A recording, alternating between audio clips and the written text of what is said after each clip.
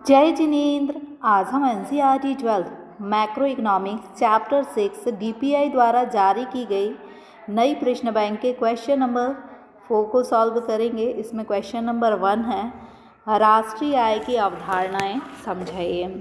राष्ट्रीय आय की अवधारणा क्या है कि राष्ट्रीय आय के विभिन्न रूप क्या हो सकते हैं। पहला है सकल घरेलू उत्पाद।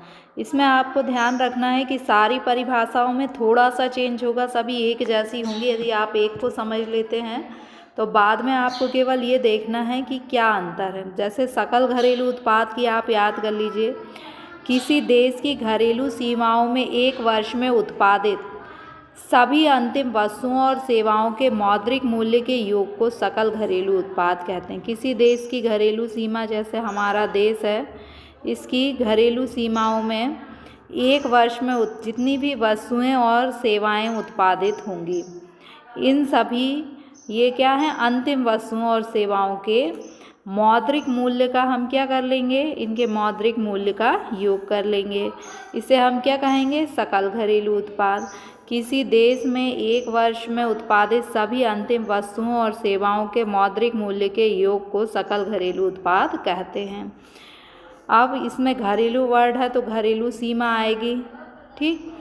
अब इसका फॉर्मूला है GDP MP, यानी gross domestic product market price पर यदि हमें निकालना है सकल घरेलू उत्पाद, तो हम क्या करेंगे, हमारे देश में जो भी अंतिम वस्तु, Q मतलब क्वांटिटी, जो भी वस्तु उत्पन्न की गई है उसकी मात्रा, S मीन्स सर्विस जो उत्पन्न की गई है उनकी मात्रा।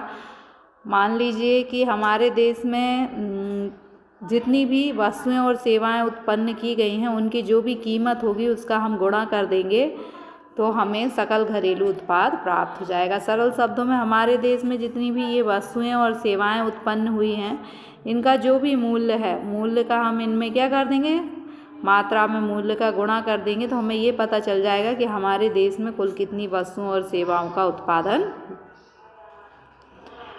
फिर सेकंड है शुद्ध घरेलू उत्पाद किसे कहते हैं। तो आपको यही परिभाषा लिखना है, क्योंकि यही चीज़ है, केवल सकल की जगह क्या लिखा गया है, शुद्ध।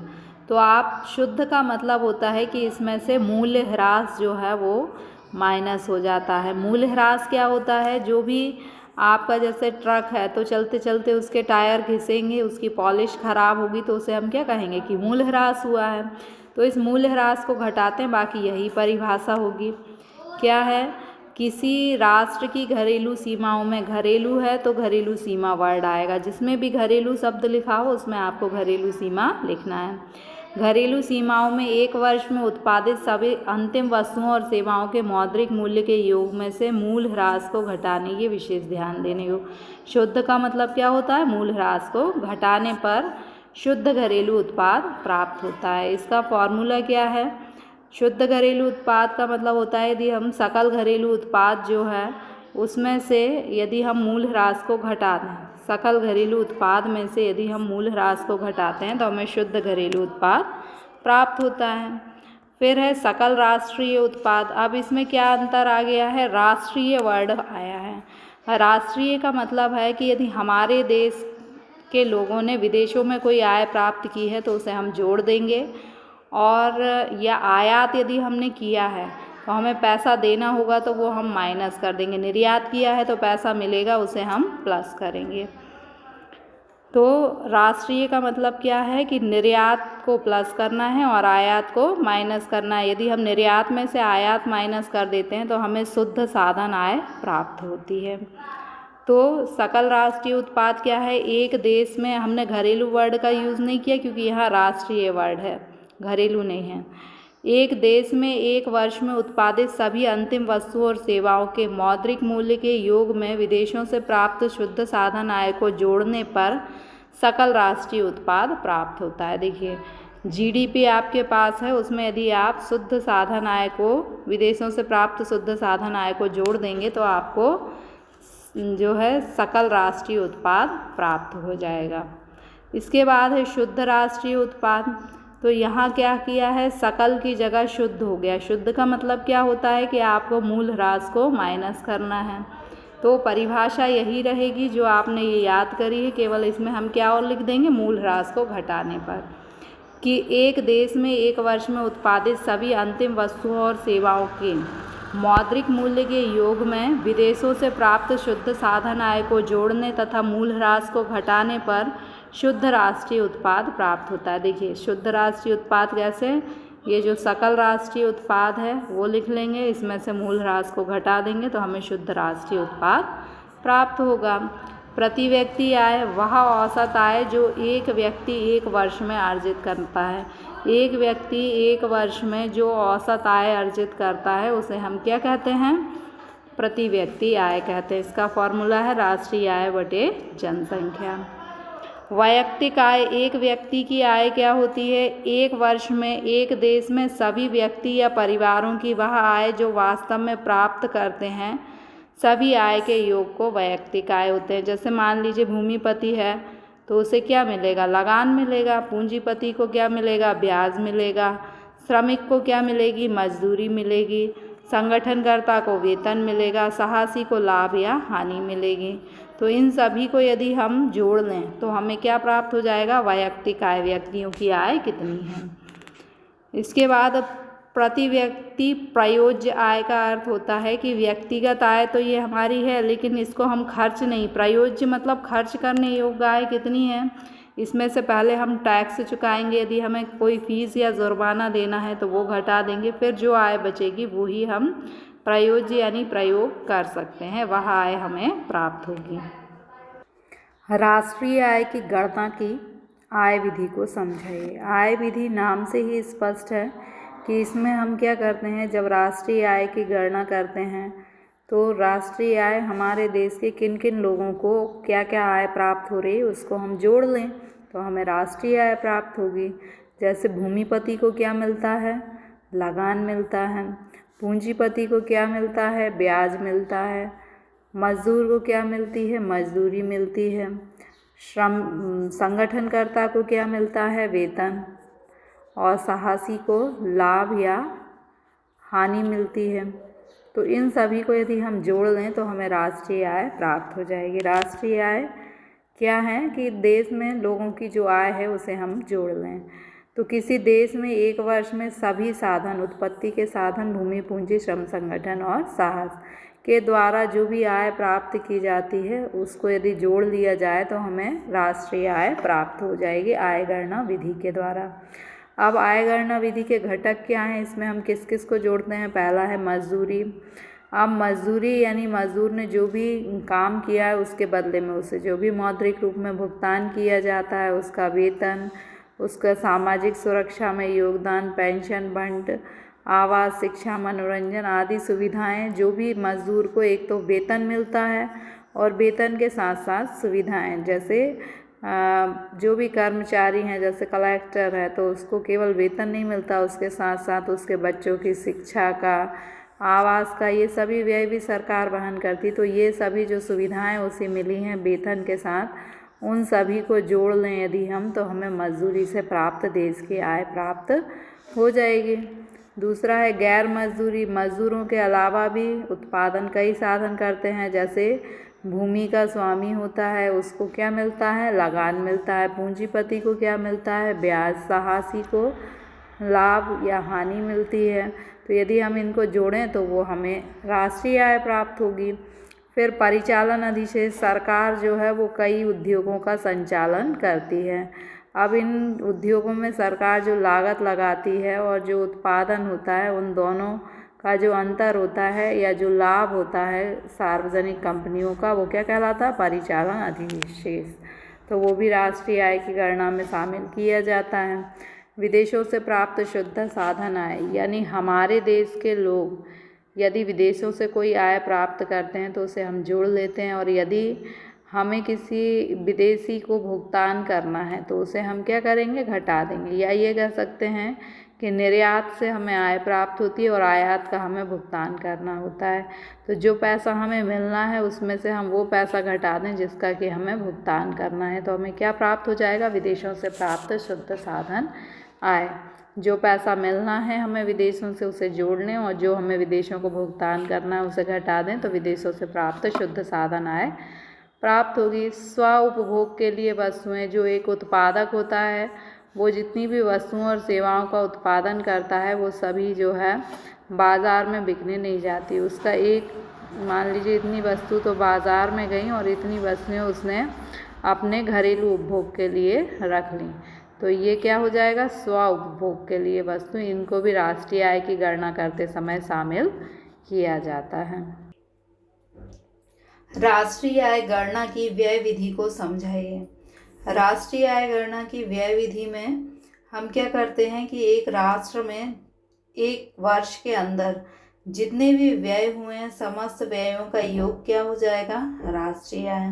अब ये जो व्यय होते हैं वो हम किस किस पर कर सकते हैं, या तो हम स्वयं अपने निजी उपभोग पर व्यय कर सकते हैं। हमारे पास जो भी पैसा होता है वो हम दो प्रकार से व्यय करते हैं, या तो हम उपभोग करते हैं या फिर बैंक में जमा कर देते हैं, व्यापार में लगा देते हैं। तो या तो निजी उपभोग होगा या निवेश होगा। ऐसे ही व्यक्ति की तरह सरकार भी व्यय करती है, तो उन्हें भी जोड़ लेंगे। शुद्ध निर्यात यानी हम निर्यात में से आयात को माइनस कर देंगे तो वो भी हमारा व्यय होगा। और घिसावट यानी जो भी मशीनें आदि हम उपयोग में लाते हैं वो निरंतर उपयोग करते करते उनमें जो घिसावट होती है वह भी हमारा व्यय होता है। तो हम इन सब व्ययों को जोड़कर राष्ट्रीय आय की गणना कर सकते हैं, क्योंकि यदि हमारे जितने भी व्यय हैं वो आय में से ही किए जाते हैं, तो यदि हम सारे व्यय को जोड़ लें तो हमारी आय हमें प्राप्त हो जाएगी। अब हम एक एक पॉइंट को देखते हैं। निजी उपभोग व्यय में क्या आता है, यानी जो भी एक व्यक्ति या एक परिवार जो है वो जो भी व्यय करता है उसे हम निजी उपभोग व्यय कहते हैं। इसमें टिकाऊ वस्तुएं जैसे मशीनें आदि टिकाऊ वस्तुएं आती हैं। उपभोक्ता वस्तु मान लीजिए सेब है, सब्जी है, ये सारी क्या है, उपभोक्ता वस्तुएं हैं, तो निजी उपभोग व्यय। फिर निवेश व्यय, यदि उपभोग में से जो पैसा बचता है उसे हम निवेश कर देते हैं। किसी भी उत्पादक कार्य में पैसा लगा देना, बैंक में जमा कर देना निवेश है। निवेश हम कहाँ कहाँ करते हैं, या तो हम किसी व्यावसायिक प्रतिष्ठान में पैसा लगा सकते हैं, उसके अंदर जो भी हमारा माल भंडार में है वह भी हमारा निवेश होगा। हम कोई गृह निर्माण में निवेश कर सकते हैं, कोई सरकार भी किसी भी प्रकार का निवेश कर सकती है, तो ये हमारे निवेश हैं। इसके बाद है सरकारी व्यय। जो सरकारी व्यय है, सरकार देशवासियों को विभिन्न प्रकार की सुविधाएं प्रदान करती है। जैसे मान लीजिए कि स्कूल या शिक्षा पर सरकार के द्वारा जो व्यय किया जाता है, फिर चिकित्सा पर सरकार के द्वारा जो व्यय किया जाता है, सामाजिक सुरक्षा के लिए सरकार के द्वारा जो व्यय किया जाता है, ये सारी सरकारी व्यय में आते हैं। शुद्ध निर्यात का मतलब है कि हमने जितना भी एक वर्ष के अंतर्गत निर्यात किया है उस निर्यात में से यदि हम आयात को माइनस कर देंगे तो हमें शुद्ध निर्यात प्राप्त हो जाएंगे, तो वे शुद्ध निर्यात होंगे। इसके अलावा ह्रास का अर्थ होता है कि जो भी मशीन उपकरण हम साल भर उपयोग में लाते हैं, जैसे कि ट्रक है, चलते चलते उसके पहिए घिस जाएंगे, बॉडी भी थोड़ी बहुत डैमेज होगी, तो वो क्या होगा, ह्रास होगा, उस वर्ष का व्यय होगा, तो उसे भी हम शामिल करेंगे। इस प्रकार हम राष्ट्रीय आय की गणना के लिए सारे व्ययों को जोड़ेंगे। इसमें निजी उपभोग व्यय, निजी विनियोग व्यय, सरकारी व्यय, शुद्ध निर्यात और ह्रास जो है वो शामिल होंगे। सी मतलब निजी उपभोग व्यय, आई मीन्स विनियोग, जी मीन्स गवर्नमेंट एक्सपेंडिचर, एक्सपोर्ट और इम्पोर्ट, और डी मीन्स डेप्रिशिएशन, ह्रास। तो इस प्रकार से हम राष्ट्रीय आय की गणना व्यय विधि के द्वारा करते हैं।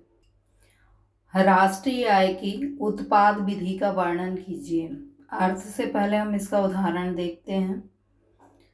उत्पाद विधि में राष्ट्रीय आय की गणना के लिए मान लीजिए कि हम राष्ट्रीय आय की गणना में डबल रोटी को शामिल करते हैं। सबसे पहले तो अर्थ में हम ये देख लेते हैं कि राष्ट्रीय आय की जब हम गणना करते हैं उत्पाद विधि द्वारा, तो हम क्या करते हैं कि देश में जितनी भी वस्तुओं और सेवाओं का उत्पादन हुआ है उन वस्तुओं और सेवाओं की अंतिम वस्तुओं और सेवाओं को शामिल करते हैं, ना कि सभी।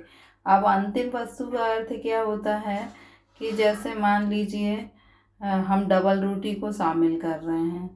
तो डबल रोटी में हम क्या करेंगे, डबल रोटी बनाने के लिए 3 चरण होंगे। पहले जो है बेकरी में डबल रोटी बनेगी, लेकिन उस बेकरी ने जो है आटा खरीदा होगा, आटा वाले ने गेहूं खरीदा होगा।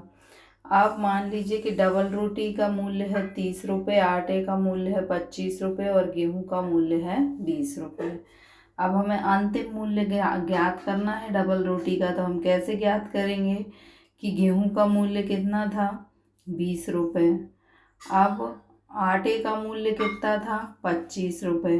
25 रुपये में गेहूं का 20 रुपये शामिल है, क्योंकि आटा अकेला तो नहीं है, तो 5 रुपये हो गया आटे का मूल्य।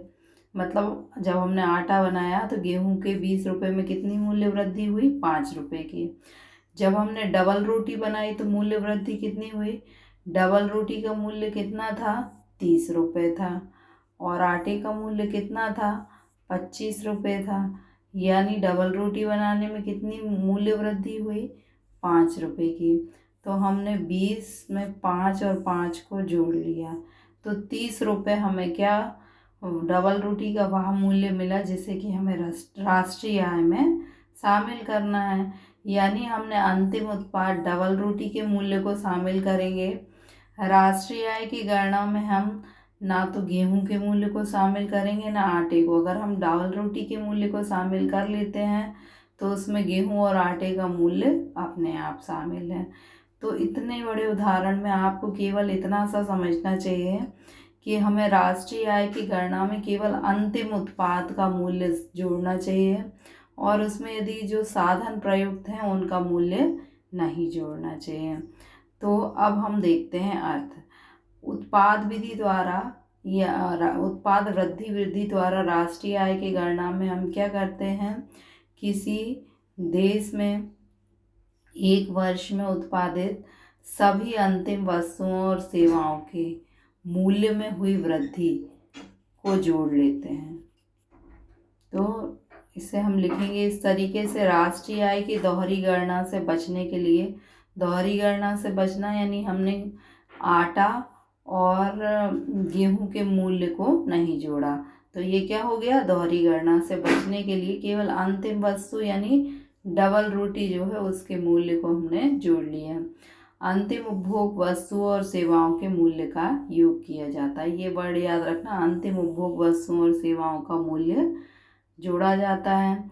इस विधि में प्रत्येक चरण में उत्पादन का सही मूल्य ज्ञात करने के लिए उत्पादन के मूल्य में से उत्पादन के साधनों के खर्च को घटा दिया जाता है। उत्पादन का मूल्य यानी यदि हमने 30 रुपये और 25 रुपये और 20 रुपये सभी को जोड़ लिया तो कितना हो गया, उत्पाद का मूल्य 75 रुपये। लेकिन ये जो 30 रुपये था इसमें 25 और 20 तो क्या थे, हमारे साधन जो कि हमने डबल रोटी बनाने में खर्च किए थे। तो 75 में से यदि हम 45 को घटा देंगे तो हमें 30 रुपये वह आय प्राप्त हो जाएगी जो राष्ट्रीय आय में जोड़ना है। तो इस प्रकार दोहरी गणना से भी बचत हो जाती है। तो अर्थ क्या हुआ, उत्पाद विधि द्वारा राष्ट्रीय आय की गणना में दोहरी गणना से बचने के लिए हम क्या करते हैं, अंतिम उपभोग वस्तुओं और सेवाओं का योग करते हैं। और अंतिम उपभोग वस्तुओं और सेवाओं के योग करने के लिए हम क्या करते हैं कि उत्पादन का जो मूल्य है उसमें से हम उत्पादन के साधनों का मूल्य घटा देते हैं। यानी हमने 75 में से जो उत्पादन में गेहूं और आटा प्रयुक्त हुआ था उसका मूल्य घटा दिया था, तो हमें केवल अंतिम वस्तु यानी डबल रोटी का मूल्य प्राप्त हो गया था। अब इस विधि का लाभ क्या है, इस विधि का लाभ ये है कि ये बहुत सरल है, क्योंकि इसमें केवल हमें मूल्य वृद्धि को जोड़ना होता है या अंतिम वस्तु को जोड़ना होता है। दोहरी गणना से बचत हो जाती है क्योंकि हम केवल अंतिम उत्पाद को जोड़ते हैं, सभी वस्तुओं को नहीं जोड़ते। इसमें सावधानी क्या रखनी होती है कि हम अंतिम या मध्यवर्ती उत्पाद को ध्यान से देखें, क्योंकि उनके मूल्य को हमें राष्ट्रीय आय की गणना में शामिल नहीं करना है। राष्ट्रीय आय गणना की आय विधि की प्रमुख कठिनाइयाँ। पहली कठिनाई है आय के वर्गीकरण की कठिनाई। देखिए, जब हम राष्ट्रीय आय की गणना करते हैं तो आय को दो वर्गों में विभक्त करते हैं, एक तो मजदूरी से आय और दूसरी गैर मजदूरी से आय। तो अब ये समस्या उत्पन्न होती है कि किस आय को हम मजदूरी से आय माने और किस आय को हम गैर मजदूरी से आय माने। दूसरी समस्या ये होती है कि मिश्रित आय का आवंटन। मिश्रित आय का आवंटन का अर्थ होता है कि एक व्यक्ति जो है वो दो काम करता है, वह सर्विस भी करता है और वो घर में एक दुकान भी खोले हुए हैं। तो अब उसकी आय को सेवा क्षेत्र की आय मानी जाए, व्यावसायिक आय मानी जाए, यह गणना करने में कठिनाई का अनुभव होता है। दूसरी कठिनाई स्वनियोजितों की आय। कभी कभी क्या होता है कि जो व्यापार होता है उसमें व्यापार का मालिक तो काम करता ही है, उसके साथ साथ उसके बच्चे परिवार वाले भी काम करने लगते हैं। तो अब ये समस्या होती है कि उनकी आय को कितना माना जाए, मालिक की आय को कितना माना जाए और स्वनियोजितों की आय को कितना माना जाए और इसका समय क्या माना जाए। ये दोनों समस्याएं उत्पन्न होती हैं। इसके बाद है लाभांश आवंटन की समस्या। लाभांश आवंटन का अर्थ है कि कंपनी जितना भी लाभ कमाती है उस लाभ को वह जो है कई लोगों को बांटती है, जैसे व्यक्तियों को बांटती है, सरकार को बांटती है, कभी कभी कंपनियों को भी बांटती है। तो व्यक्ति, सरकार आदि की आय को तो राष्ट्रीय आय में शामिल किया जाता है, लेकिन कंपनी जो एक दूसरे को लाभांश का वितरण करती हैं उसे राष्ट्रीय आय में शामिल नहीं किया जाता। तो लाभांश की इस प्रकार से वर्गीकरण करने में समस्या का अनुभव होता है। फिर सैनिकों की आय। अब जो सैनिक होते हैं उनको जो आय होती है उसको मजदूरी से आय नहीं माना जाता और इसलिए उसे राष्ट्रीय आय में शामिल नहीं किया जाता, लेकिन मजदूरों की जो सुविधाएं होती हैं उन्हें राष्ट्रीय आय में शामिल किया जाता है। तो इस प्रकार का वर्गीकरण करने में कठिनाई का अनुभव होता है। व्यय विधि द्वारा राष्ट्रीय आय की गणना करते समय रखी जाने वाली सावधानियां बताइए। तो व्यय विधि द्वारा जब हम राष्ट्रीय आय की गणना करते हैं तो हमें सावधानी रखना चाहिए कि जो पुराने माल पर व्यय किया जाता है, मान लीजिए आपने कोई मशीन खरीदी और अब पुरानी हो गई, तो उस पर जो भी व्यय किया जाएगा वो राष्ट्रीय आय में शामिल नहीं किया जाएगा। मध्यवर्ती वस्तुओं पर व्यय, मान लीजिए आपको शर्ट बनाना है तो शर्ट बनाने के लिए जो कपड़ा होगा वो मध्यवर्ती वस्तु होगा, तो उसको राष्ट्रीय आय में शामिल नहीं किया जाएगा। हस्तांतरण भुगतान, यानी मान लीजिए आपको जो छात्रवृत्ति स्कूल में मिलती है, लोगं को पेंशन मिलती है, तो उसको राष्ट्रीय आय की गणना में शामिल नहीं किया जाता। इसके अलावा अंशों, ऋण पत्रों, बैंक बचत प्रमाण पत्र जो होते हैं उस पर जो भी आय विनियोग किया जाता उस पर उसको राष्ट्रीय आय में शामिल नहीं किया जाता। कोई व्यक्ति है उसने जो स्व उपभोग के लिए माल बचा के रखा है उसको राष्ट्रीय आय में शामिल नहीं किया जाता। फिर स्वयं के भवन का किराया, यदि आपने अपने भवन में मतलब स्व उपभोग को तो राष्ट्रीय आय में शामिल किया जाता, लेकिन स्वयं के भवन का जो किराया होता आपने अपने जो बिजनेस है स्वयं के भवन में शुरू किया है तो उसको भी राष्ट्रीय आय में शामिल करना चाहिए। Thank you.